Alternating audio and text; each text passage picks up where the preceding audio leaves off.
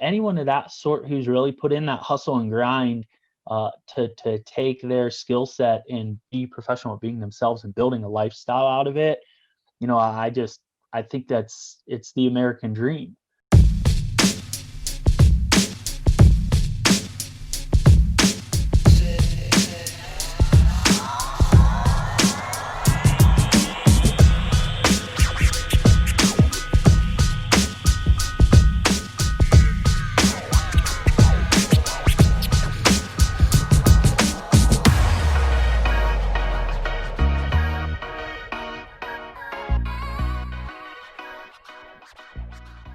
Hey guys, welcome back to another episode of the Jeremy Carson Show.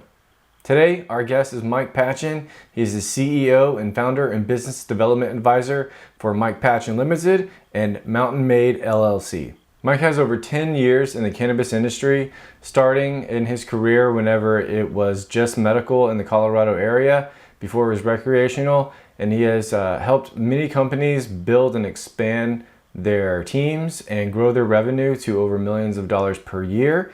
And he serves as an advisor now and also, as a wholesaler in the industry. And today we have a great discussion about the industry, about wholesaling, kind of what he does within it, some of the regulations, some of the marketing. There's a lot to learn here in this episode. I think you're really going to enjoy it. At any time, be sure to hit a thumbs up, subscribe if you haven't already. Turn on that notification bell so you can get notified each time we upload a new episode. And with all that being said, let's go ahead and get into the interview. All right, guys, thank you for tuning in to another episode of the Jeremy Carson Show. Today, we are joined by Mike Pachan. He is the CEO of Mountain Made. It's a CBD company based out of Colorado that was founded in 2013. Mike comes with years of experience in the cannabis industry. And, today he's going to fill us in on entrepreneurship and some of the experience that he's had building his business, the success, some of the, different slip ups and failures and lessons he's learned along the way. So, Mike, thanks so much for coming on the Jeremy Carson Show. Yeah, Jeremy, thanks so much for having me. Appreciate the introduction. And I'll add in there just one small tidbit to kind of round out the conversation. Mountain Made is company number 2. My mainstay is M Pachan Ltd, which is a wholesale firm based out of Indian Hills, Colorado. And the combination of cannabis and hemp, I have April will be 11 years in the industry for me. Wow, that's a long time. So let's see. I guess recreational marijuana was not even legal until 2012. So you were already in the industry before that.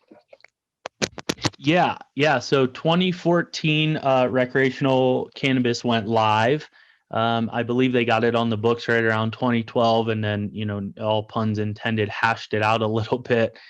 Got the infrastructure, began letting people who had qualified medical marijuana licenses, who had a clean track record, apply for the first rec licenses, and then they went live. So yeah, I got in pretty early, 2010. The legal space in Colorado started bubbling up around 2007. So I wasn't in, exactly at the beginning, but I've definitely been boots on the ground pretty early on and has had a sustained career for 11 years. That's good. I saw that you have a bachelor's in marketing. Yeah. So, I tell people it's a BS and BA, right? You go to business school, you learn how to BS a little bit, business administration with that focus in sort of marketing. I was a 6.5-year senior, started out at the University of Toledo with a pharmacy degree, went to a concert one weekend, got caught with some weed in my pocket, got thrown out of school, sent home on some strict probation, fought my way back with a business degree. That was in 2003 when I got arrested. So, 18 years later, I'm on your podcast talking about making a career out of something that I was arrested for not too long ago. Yeah, that's pretty crazy, man. I can have, I had a story that's kind of similar to my own, where I got in trouble once with the law with it, and then it's like fast forward and now it's legal. So it's just kind of been a crazy turn of events as far as that goes. But so I guess a big part of what you do, in addition to having Mountain Made, like you said, you have your own independent, it's kind of like consulting firm? Yeah, I use that word a little lightly. Consulting in our space has a pretty bad name to it. What I do is I'm a wholesaler. I'm more of a sales and branding arm for clients. So, in Colorado, you have folks that cultivate cannabis, folks that reprocess it, and then folks that retail it to the public. They're all separate licenses. You can own all of the licenses or just separate licenses. So I mediate in the middle. I have cultivators and processors who make products, and I already have a pre-established network of above board buyers, dispensaries, and I make the connections, work deals, pay attention to what's going on both sides, and essentially, sell the product, and then I help brand it and get the retail teams to back it, and then sell the product to the retail customer. So that business model has been in operation for 6 years. I do it independently at this point. I've had a company at a larger scale, exited that, and do this independently now as I continue to search and build a couple other projects as well on the side. So how did you end up getting into this whole space?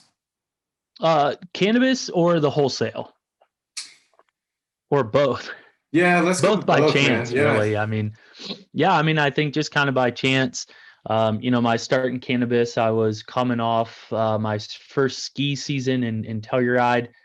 I had a sales job out of college, dropped out of the real world, moved to a ski town, just sort of fell into it, by chance. I didn't know what I was going to do that spring, that summer for employment. A new dispensary opened up. Back then it was Wild West. We were really glorified drug dealers, and I just kind of fell in love with the opportunities that were in cannabis Yeah, so and coming about. that was whenever, like when you say Wild West, you mean like the dosages weren't regulated and things quite yet, and so you had those like Yeah, right. that were No really high. testing. It was lightly organized. The state was keeping an eye on things. There was a lot of rapid changes um, to just make sure they were making good decisions, because back then it wasn't, it's not what it is today. It wasn't really accepted nationwide. We were unsure if the feds were going to come in. We weren't really protected. Granted, it was in the Constitution of Colorado. But there was enough pushback at that time. If the DEA or the feds wanted to come in, they absolutely could have. It would have caused a bit of a stir, but I don't think it would have been enough to stop the feds from stopping us. So there was just a lot of moving parts, and we really didn't even understand exactly what the industry was or what it was going to be, the acceptance rate, the market. We knew there was some market, like we knew people were smoking weed at the Mm. time, but we didn't, understand how many people were going to integrate it into their lifestyle, which is what you've seen now. So, I sat back and created a role, just, getting involved in the industry at any level. Took several jobs that not necessarily were below me, but my skill set said I could have been doing other things. Mm-hmm. I passed up other professional opportunities. And for 5 years, I just kind of kept an eye on the market, learned products, learned people I wanted to be working with. And then year 5.5 is when I stepped out and took the opportunity to, begin wholesaling product. And that was 6 years ago, and I've never looked back since. I enjoy that space. I'm looking at, what I can do to mature that opportunity and take it to the next level. And in doing so, we've since reinvested some of our earnings into Mountain Made CBD. Now we're trying to grow that business. I'm eyeballing some opportunities outside of cannabis to maybe stir it up a little bit and possibly get small business number 3 going. Once you get a taste of being self-employed and it's successful, it's nerve-wracking. It's day by day by day. But I understand how to run a small business, and I would love to get 2 or 3 other, I call them micro businesses, going to just continue to feed the beast at this point. I'm Yeah. hooked. I love it. I love Yeah. it. Let's talk about the wholesaling a little bit. You're, like you said, at that point, just finding growers and then connecting it to people who want to do different products out of it. Yeah, so I have a set amount of vendors, so people that either cultivate or process the raw goods into a product that's wholesalable. So manufacturers wholesale to dispensaries, dispensaries retail to the public. I have a set amount at this point because it's just myself doing it independently now. After having the model scaled up, and then constantly hunting for new buyers and incentivizing current buyers to continue to work with us. Last year did 2.1 million in sales myself for my list of vendors. It's a niche space in the market. It takes a lot of time and a lot of hustle and a lot of attention. But it's just a layer of the market that I really enjoy being in, and I think we'll continue to see growth in that space as things progress federally whenever that begins to happen. Now, aside from having a deep understanding of the market, because like you said, you're always having your thumb on the pulse, right? What other kind of things would be required for someone who wanted to get into that industry, or what would you recommend as a way to get started for someone? Yeah, I mean, in the cannabis space in general anymore, it really comes down to capital. Back when Colorado opened it up for medical and even early on in rec, it's always been capital intensive, but nowhere near what it is now. It seems like some states are putting up barriers to entry based on capital, and it costs quite a bit of money to get a license started.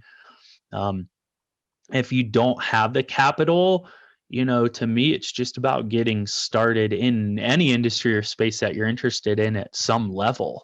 Hmm. And I've seen a lot of people fail in our industry because they come in hot and heavy and say, I'm going to be the next Walmart or Amazon or this, that, and the other, and, Jungle Boys or any of it. And it's like, man, come on, start humbly and just get in, and search around.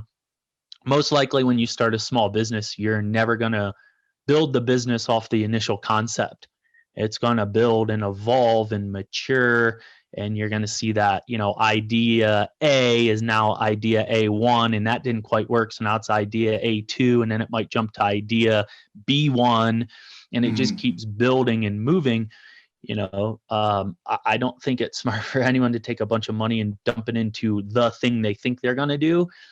Step back and start to experiment around with that thing, and just get involved in. I spent 5 years working for other people's businesses, and my efforts along with the entire team made some of those people and owners a good amount of money, and good for them.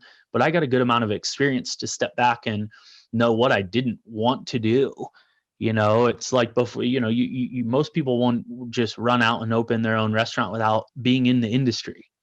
Yeah. What's the easiest way to start in the restaurant industry? Go apply for a dishwashing job and then work That's, your way up and look at all the pieces and components and learn from someone else's capital and successes or mistakes. yeah, that's a really good point. I looked into your experience, and you did a good job of highlighting what you did for other teams, like you just mentioned, kind of going in and growing their teams, retraining their staff. Can you talk a little bit about that training of staff, and like what are the things that you were focused on changing, and how did those turn out? Yeah, that's a great question. And I appreciate it. Sometimes in the podcast that I do, we don't really touch on that. So what I saw early on in the cannabis and hemp space, is a lot of over promising and a lot of speculation. I thought it was the best approach to ask open-ended questions. You see people. So I started back in the day and it was medical cannabis. You saw a lot of pain patients coming in, and I can tell you for a fact, someone in pain or someone with a terminal illness will listen to anything you say if they think at all it's going to solve their problem. And if you live in pain every day, or you've been diagnosed with cancer or MS, I mean, you're open to any solution. And I didn't want to be the person that over promised and under delivered. So I would never say that cannabis is going to do this. I would say, hey, where are you at in life? Where do you want to start? What's your goals? okay, let's start here and come back and talk to me every week. And let's keep moving the needle together, because I'm not your solution. And pointing behind me like I was in a dispensary, these products are not the solution. You may be able to uncover a solution and I'll help guide you and listen, but let's not get out of line and say this will cure this. I think that's just unacceptable. So I would teach retail teams, to talk to people and have conversations and ask open-ended questions, and you could learn a lot. Hey, what did you try last week, and what doses, and what did you feel? And if you asked 100 people those same similar questions, and then, you know, 89 of those people said the strain Golden Goat or Bubba Kush or this chocolate bar in this dose did similar, maybe then we're on to something anecdotally. And then if we keep asking more and more people, then what are we finding? We're collecting a lot of data, and then maybe we can guide and narrow down a little bit. Um, you know, Back then when it was mostly medical patients that you would see, it was a lot of heartbreaking stuff. So how to listen to people through those stories, how to not connect too much with the customer and get drawn in as well. Just how to have polite conversations. So things that weren't really happening back then, because it was a bit willy-nilly, and some of those sort of professional concepts like you would see in a nice retail outlet or a nice restaurant weren't really being implemented. And I loved implementing them, open and closing checklists, just basic stuff to make the industry professional. And I knew that these people weren't going to stay in that dispensary for the next 5 years, but hoping to implement some professional skill sets. Like I would have team members that didn't know how to send an email, and it's Yeah. not that they didn't know how to open up Gmail and hit send. It's that they just weren't communicating in a manner that was relevant to a professional setting, So just did my best to take people early on who thought weed was cool and they saw a career path in it, and just tried to brush them up and polish them to be the best professional they could be. So that now, 5, 8, 10 years later, some of those people are crushing it in the industry, and they've built an actual professional skill set, so they're indispensable, and that was always my focus with the teams. Yeah, man, Mike, that's cool, dude. That that you really focused on that. Like it's like individual development of the people working underneath you. A lot of people don't think about that. Sure, yeah, and I think that's what separates great. seeing how to build it out, make it scalable, right? Making Mhm. things scalable. We've scaled up in Colorado pretty well, but maybe we're looking at, eventually getting across state lines legally, and really building the industry out. So, at that point, everyone's going to need to be as prepared as possible. Um, and again, back then, like people were looking at us like we were just weed people, and I just didn't like that. So I just wanted to always give everyone an opportunity to be professional. What I think cannabis does is gives people an opportunity to be professional at being themselves. You see a lot of people who have skills, but they want to implement them in an industry that for a long time people weren't seeing as professional, or were kind of sloughing it off. So just showing the world through every customer interaction that we were not what you thought we were, and we were ready to help, to serve you, to treat you well and give you just a heck of an experience. Yeah, and I think as a whole, the industry done a good job of getting there, and especially the CBD industry, and how it's like in Best Buy now. It's everywhere. Um, what I guess one of the things that you had on your I guess bio was the talk about CBD being everywhere and how it kind of shouldn't be. Talk to that, on that a little bit. Yeah, I mean, I think there was an oversaturation in the market, and all of a sudden people who don't really understand cannabinoids or hemp or cannabis were just slapping promises onto products for quick sales. The consumers get a hold of them. They understand that now that product really isn't going to do all those things that you said it was. And I'll move away from CBD. It's just irresponsible. So what is CBD really, and what is it going to be used for, and how do people integrate it into their day-to-day lifestyles? And, putting CBD on a hamburger isn't really doing anything for the industry. You're just fleecing money out of people's pockets. Hmm. So why is CBD being treated like a snake oil? when CBD really isn't a snake oil, because it's not a cure-all. It's a stepping stone and allows people to start to make their own decisions and take care of themselves, health and wellness. That's not to say that CBD is going to take over all Western medicine. It's not.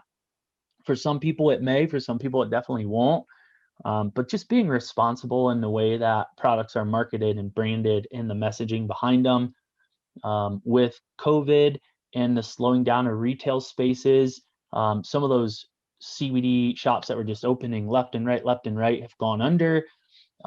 It was an intense amount of market regulation, which you see the market will regulate itself, especially when, over promises are made. Why is if CBD is in a soda can and that soda can is in the checkout line at Best Buy, I get that. But, for CBD to be in every type of food, on every type of shelf and every little thing, why is CBD in lip balm? Mm-hmm. I mean, what is it actually doing in lip balm? Why is CBD in shampoo? There's just certain applications where it just doesn't really make sense. You're just throwing the snake oil in and upcharging for something that, just doesn't need to be in. Yeah, so the CBD shampoo, there's pretty much no effect. No, I mean, what is it doing? It's you're putting it on and washing it off. I mean, it just, to me, I like to challenge this stuff, and this is how I would teach my teams to talk in dispensaries. Mm-hmm. Be the person that's not 110% bought in. Be the person who's still asking questions on, maybe this doesn't work, and if it doesn't, why? And just because something didn't work then, if you ask enough whys and you track down an answer, maybe you find the application where it actually works better and you were looking at the wrong application. So just trying to tell consumers it's okay to use your own brains and think for yourselves and not get roped up into another tornado because it's being said, and just pause and question. And this is coming from someone who makes a living selling cannabis and CBD, and I make a good living, but I just like people to ask questions why. When I'm out in the sales field, I tease my clients, the people who buy product off my vendors through me. I tell them all the time, I say, man, those salespeople, I just can't stand salespeople. And they say, well, aren't you a salesperson? I say, I try my hardest not to be. My role is not to sell you something. My role is to make sure what you bought works for what you need. And if it doesn't, it's my job to hustle as hard as I can until I fix that problem. Where does sales come in that? Mm-hmm. Just because you bought a product through me doesn't make me a salesperson.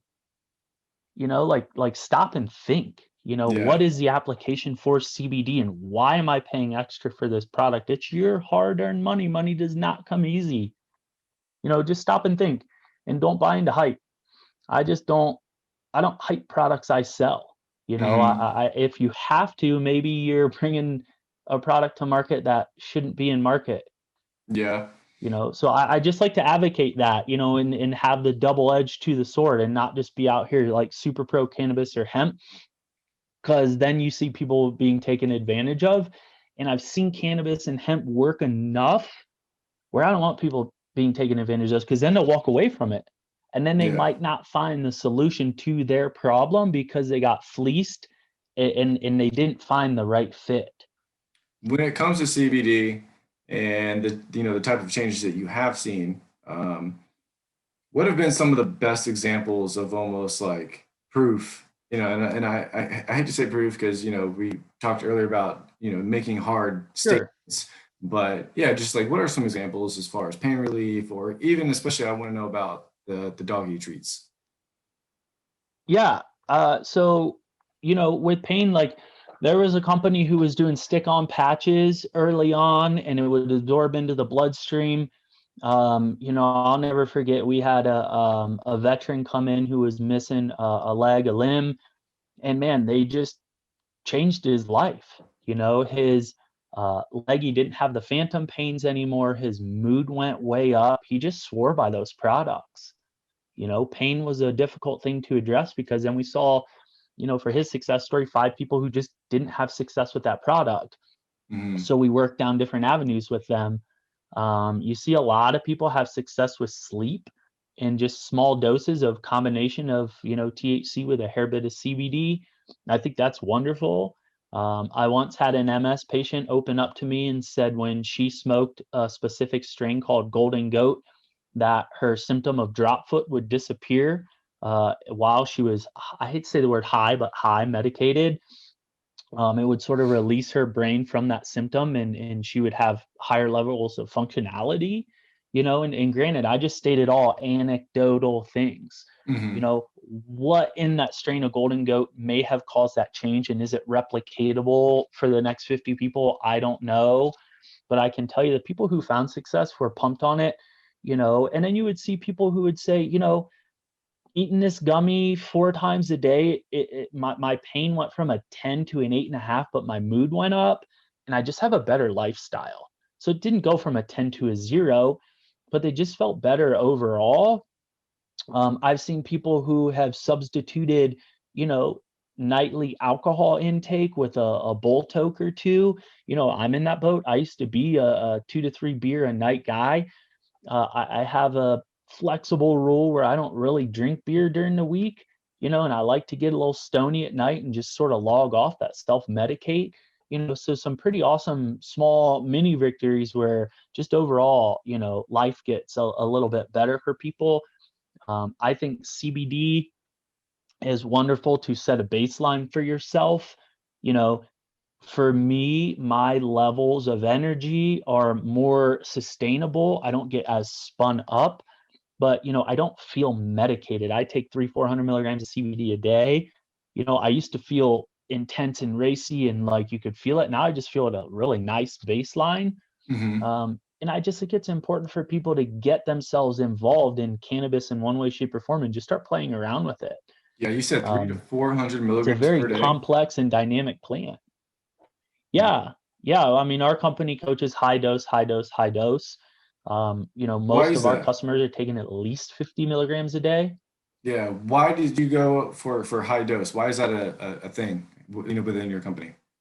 I mean, to us, the science is just showing it. You look at studies coming out of Israel where they're super focused on cannabinoids, and they're saying therapeutic value for anxiety, autism, other items like that, 300 to 600 milligrams a day. That I don't know of many scientific studies that are saying 25 milligrams or less have a therapeutic value. I just don't buy into that. A little bit of THC can go a long way, especially if you're eating it and your liver reconverts it. It'll amplify the effect. But I can take a bull toke and feel perfect. But that THC is different because it's moving around but you look at like Rick Simpson oil. If someone has cancer, you're supposed to take 1,000 milligrams a day of THC oil to begin to possibly see an effect with tumor reduction. 1,000 milligrams a day is a lot to eat. Most people at night are taking 5 to 10 milligrams to sleep. So you think about 1,000 milligrams, but you don't really hear success stories of tumor reduction at 10 milligrams of THC a day. So it just depends what you're saying work is for cannabis. But I mean, CBD, you take 1,000 milligram tincture, it's, maybe 30 milligrams a dropper. And if you don't hold it under your tongue and absorb it all, you're getting maybe 10%, maybe 3 to 6 milligrams of absorption. I think we're seeing a lot of placebo effect in the CBD space. Um, and I think as the industry evolves, you'll continue to see big doses because by the time it gets into your body and gets allocated, you've shown a loss. So what is this little tiny dose really doing for people? I'd like to see science supporting that and to prove me wrong, but I don't think you're going to see that. I don't. Yeah. You just think like those little 5 and 10 milligram CBD products are sort of almost just wasteful because it's so low. I do. I mean, it's just I'm curious as to what, is how, you see again, a lip balm with 10 milligrams of CBD in the whole thing. I mean, how many times do you have to apply lip balm before lip balm runs out? It lasts you Yeah. like a year. I mean, out here in Colorado, it's dry. We put on lip balm all the time. Lip balm, lip balm, lip balm. And mine lasts me 6 months. You're telling me that 10 milligrams of CBD over 6 months being applied to my lips did something? Like, come on. Come on. Like, stop. Stop, stop, stop. I mean, think about caffeine. A cup of coffee is 80 milligrams of caffeine. I drank what, 4 this morning and I barely feel it at this time. So Hmm. I drank 320 milligrams of caffeine to just wake up. And by, 2 p.m., I need to start drinking water again because I get a little tired. And people are saying, oh, 5 milligrams of CBD cured everything. Unless you get into, scheduled 2, painkillers, fentanyl, oxy, like even those things are taken in, not fentanyl, but I mean, how many drugs have that small of a dose for that large of effect? It's very few. Even Yeah. prescription drugs tend to come in high doses. I mean, you think of Advil. Hmm. I mean, aspirin is 80 milligrams a tablet. So Yeah. I just don't understand the correlation between these little tiny doses of CBD and this massive amount of efficacy that's being claimed. Um, I don't understand where that connection is being made. I think it was just coached in the market because early on you could only get so many milligrams of CBD into a bottle, Hmm. and that's a whole nother conversation. So, and also I think people were hopeful that it would work and it was so dang on expensive they were rationing it. So I think all those things combined into this thought, this group think that small milligrams of CBD have efficacy, and I don't think that you'll continue to see that down the line.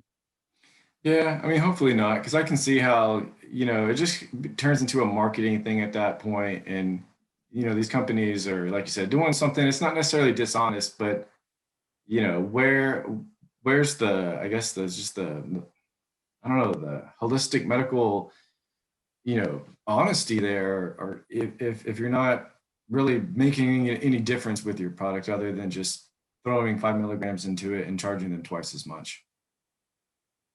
And charging you twice as much, right? And again, hey, I would love to be proven wrong, right? I would.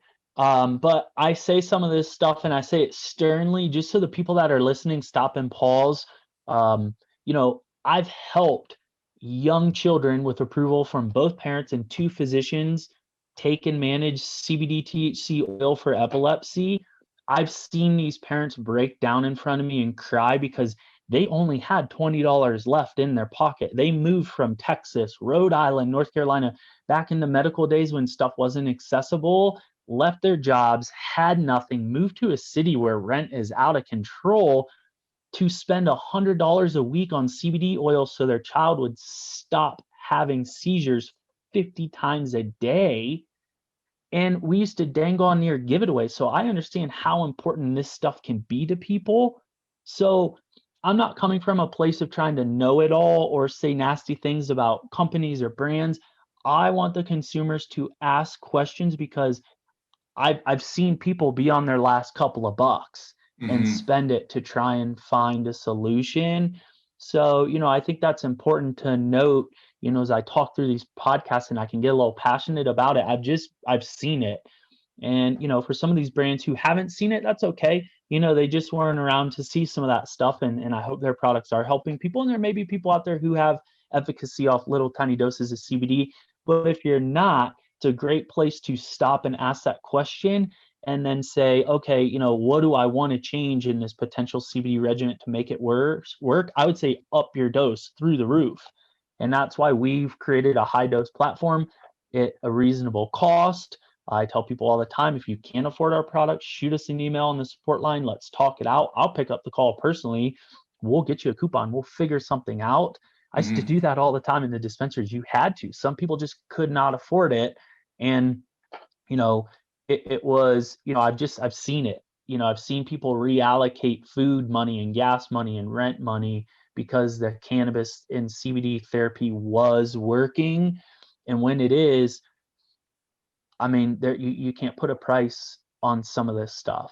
Yeah. So just hoping in some of these passionate discussions that, I allow someone to ask smart questions, and that they aren't utilizing a brand that's just out there to make a buck, or maybe it's not malicious. Maybe the brand just really doesn't understand that what they're doing and selling really isn't providing a strong value for their customers, and maybe they'll hear this and go, maybe we ought to stop and pause and reinvent ourselves. I mean, even the vitamins and minerals that we mix into our tablets, that's sort of our thing, is CBD plus vitamins and minerals. Our elderberry tablet has 150 milligrams of elderberry in it. If you search that online today, you'll see that for the most part, that's considered a daily dose. Our combat line, which is focused on immunity boosting, we have daily doses. So 90 milligrams of vitamin C, 5.5 milligrams of zinc.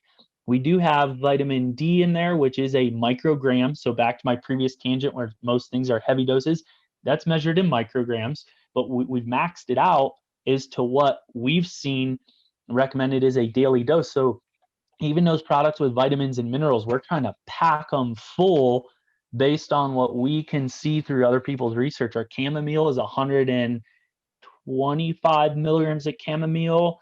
Our magnolia is 100 milligrams of magnolia. Our boost, which has electrolytes, is considered an actual, one tablet has a daily value of electrolytes. So we're trying to take that stuff into consideration, and 90 milligrams of vitamin C is a lot, right? If we came at you and said, hey, we have an immunity formula and it has trace amounts of vitamin C, again, is there any efficacy to that? Yeah. So make a great point. just trying to be as responsible about what we're doing as possible. Yeah. Before I wrap up, I wanted to ask you, what are some of, I guess, the, I don't know, business icons that you may draw inspiration from as a leader? Are there any that come to mind? Yeah, absolutely. So I'll start with kind of the lesser well-known folks. My dad, he was not an entrepreneur, but he knew how to hustle. He got up at 4 a.m. every day and went to work and came home at 4 p.m. My Uncle Vic was an entrepreneur. I looked up to him growing up. I thought that was so cool that he owned his own construction business, which was previously my grandfather's construction business. I worked for a small business owner, a fella named Joe, at a greenhouse for 7 years growing up. Again, I just thought that was so cool that he was his own boss. Went to work for a small business in my hometown. They sent me down to Atlanta to sell for them. It was two guys and they crushed. Their business was super successful. After that, I listened to a lot of John Maxwell, who's a motivational speaker, self-employed. I'm not super into Gary Vee, but I think Gary Vee's success story is wonderful. Anyone of that sort who's really put in that hustle and grind to take their skill set and be professional at being themselves and building a lifestyle out of it. I think it's the American dream, building something of your own and then allowing it to give back to other people throughout. I have several salespeople who were employees of mine when we had our wholesale business scaled up previously, and they've left since. And I think 2 out of the 3 are making more money and are more financially successful than I am. And I love that, and good for them for latching onto an idea that worked and then branching out and doing their own thing, and how much trickle out effect that'll continue to have. I'm inspired by anybody. I mean, I go to a local small engine guy here in town to get my gasoline equipment worked on, and that to me is inspiring. There's just nothing more inspiring than someone who's built and scaled a business, and by scale it could be $1 billion company, it could be $100,000 a year. If it works and it works for them, I draw inspiration from that. If someone's looking to just be inspired in general, I just can't say enough about John Maxwell. I think he's fantastic. That's awesome, man. Well, that's good. I agree 100%, man. I think that when people can kind of find something that they love to do and find a way to make a great living out of it and work for themselves and call their own shots and be their own boss, then I mean, that's, like you said, it's the American dream. Fantastic. Yeah, absolutely. And I appreciate the time today. I hope, everyone listening, you're going to see more cannabis, more CBD. There's just so much potential in the marketplace. Again, similar to choosing the right CBD or cannabis product, look at what everyone's saying is going on and then just veer outside of that box a little bit and take your own skill set and say, how can it be applied? Get in small and just start navigating through it and explore and have a bit of fun with it. And I think what we've seen in the CBD space, we saw it in cannabis as well, but CBD is more on the national level. a lot of times folks get in quick because they think the train's leaving the station. In the journey of life, I mean, the train always has a next station. You're never going to miss out. Couple guys that I draw inspiration from are the fellas that, made Method soap. And if you read their story, there was really no more Red Sea, no more industry that was just completely blown out and no competition and no way in than the detergent and soap cleaning industry.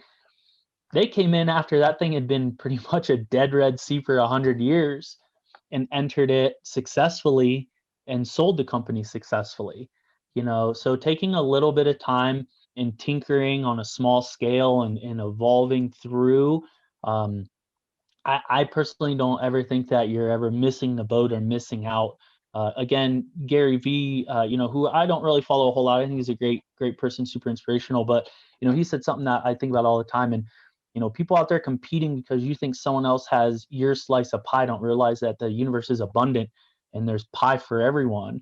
And if you're not getting pie right now, maybe you're just doing the wrong thing and it's not really resonating with what you should be doing. Mm-hmm. And not being in a hurry. I don't really think anyone's missing out at this point. There's constantly more and more opportunities coming along. So don't be afraid to be a little adventurous and tinker for a little bit. Yeah. You haven't missed out yet. Most of the people who you think are successful and getting wealthy aren't. Yeah. One of the things that I think about when I think about Gary is he's always talking about the perspective of how much time we have. We all think, like you said, you kind of already missed it, that this business idea is oversaturated, it's dead, blah, blah, blah. But it's like, man, if, you start now, you've got your whole life ahead of you to figure that out. So, maybe it may work or not. Either way, you're gaining experience. You have a ton of time. And a lot of the other people are going to quit anyways. And that leaves you at the top with all that experience and momentum. So, but yeah, absolutely. And that's the hard part. The hurry up and wait is always hard.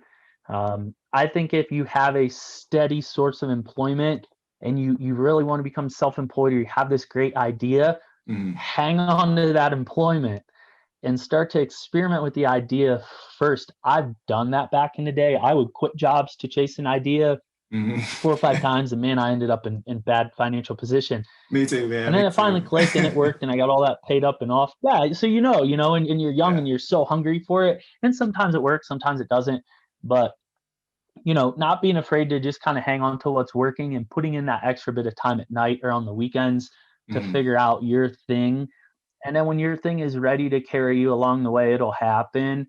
But there's no sense in adding that extra bit of stress because it pulls you out of that creative mind, to help get things to work. And you're just stressing and you're forcing a little bit. I've never seen that work, Yeah, I agree. Well, Mike, where can people find you and more about your companies and what you have going on? Yeah. And thanks again for everyone's time. Check out www.mountainmade, that's MADE, mountainmade.life. That's a CBD company. I got a little website built for the wholesale firm. That's mpachan, PACHAN, LTD.com. Both, nice websites. If you're interested in learning more, get a hold of me. If you have any questions, reach out.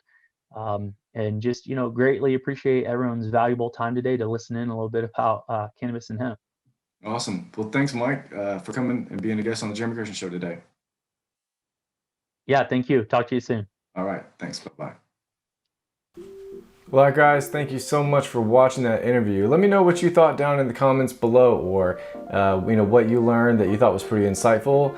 Let me know if you have any further questions down, and me and Mike can maybe answer those for you. Be sure to check him out on his website. His link is down in the description below. If you haven't already, be sure to smash that subscribe button, hit that like button so we can get this video to more people. Sign up for our newsletter, of course, that is out now. Be sure to hit that notification bell so you'll be notified each time we upload a new episode. Be sure to watch some of our other business-related content and personal development. I'll put a video right here and right here. You can always go over to the main channel page and check out some of the videos over there. And until next time, take care.